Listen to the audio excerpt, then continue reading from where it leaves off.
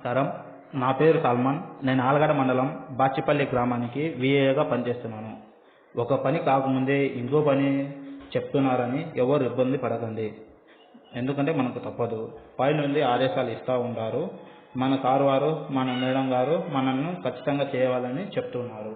ఇప్పుడు మనం క్రాప్ ఇన్సూరెన్స్లో విషయానికి వస్తే ఇంకా ఇక్కడ క్రాప్ ఇన్సూరెన్స్ యాప్ నందు మనము లాగిన్ అవ్వాల్సి ఉంటుంది.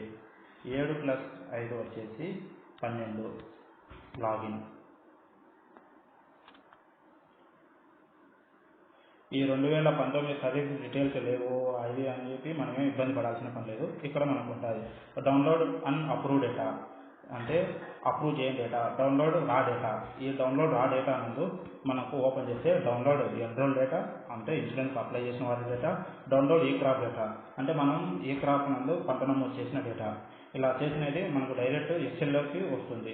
ఇదో ఇలా మనం ఏ డేట్లో ఏ క్రాప్ బుకింగ్ చేసామని చెప్పి వస్తుంది. చూడండి, 2018 సంబంధించింది, ఇది ఖరీఫ్కి సంబంధించింది. ఇలా చేసిన తర్వాత అదేవిధంగా డౌన్లోడ్ ఎలిజిబిలిటీ డేటా ఉంటుంది, డౌన్లోడ్ సిఓసి డేటా ఉంటుంది. ఇలా మనం బ్యాక్ వచ్చేసి ఇక్కడ error list 1 same land different farmers, అనగా ఒకే పొలానికి ఇద్దరు ఇన్సూరెన్స్ వరకు అప్లై చేసుకుంటారు. దీనికి గాను మనం ఏం చేయవలసి ఉంటుందంటే ఇంకా అడంగల్ నందు ఎవరైతే ఉంటారో వారిని మాత్రమే ఓకే చేయాల్సి ఉంటుంది. దయచేసి గుర్తుంచుకోండి. ఇక్కడ నాకు 2 ఉన్నాయి. Error list 2 same land same farmer different source of enrolment, అనగా ఒకే పొలానికి ఎక్కువ సార్లు బ్యాంకులో కానీ సిఎస్సి సెంటర్లో కానీ ఇన్సూరెన్స్ వరకు అప్లై చేసుకుంటారు.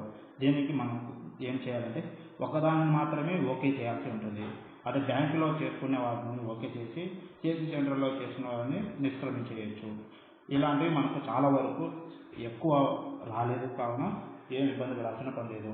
ఇప్పుడు ఎర్రర్ లిస్ట్లో 3కి అయితే crop details in insurance not matching with crop details in e crop, అనగా ఇన్సూరెన్స్కు ఒక పంట కట్టింటారు కానీ వారు వేరే రకమైన పంట వేసి ఉంటారు. దీనికి గాను మనం ఏం చేయాలి అంటే ప్రతి వరి పైర్లను ప్రివెంటింగ్ సోయింగ్ కింద తీసుకొని మిగిలిన పంటలను ఈ పంటలో నమోదైందా లేదా అనేది చూడాల్సి ఉంటుంది. Error list 4 land details in insurance enrolment not found in e crop, అనగా ఇన్సూరెన్స్ కట్టింటారు కానీ వారిది ఈ పంటలో నమోదై ఉండదు. దీనికి గాను మనం ఏం చేయాలంటే ఇందులో ప్రివెంటింగ్ సోయింగ్ పంట తప్ప మిగిలిన పంటలు ఎందుకు ఈ పంట జరగలేదు అని మనం సరి చూసుకొని ఎంక్వైరీ చేసి ఓకే చేయవలసి ఉంటుంది.